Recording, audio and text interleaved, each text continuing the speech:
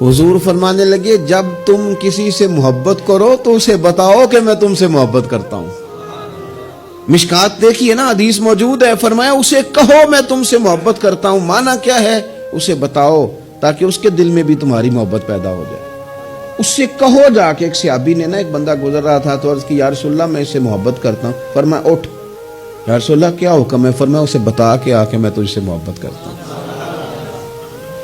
حضور نے اٹھا کے بھیجا.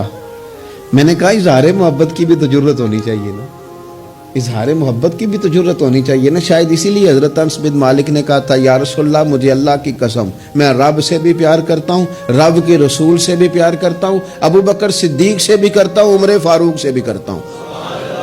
تو نبی پاک علیہ السلام نے فرمایا سن پھر تو جس چیز سے محبت کرتا ہے اسی کے ساتھ تجھے جنت میں داخل کیا جائے گا. تو سلیقہ بھی تو ہونا چاہیے نا. محبوب نے فرمایا جا بتا کے آ.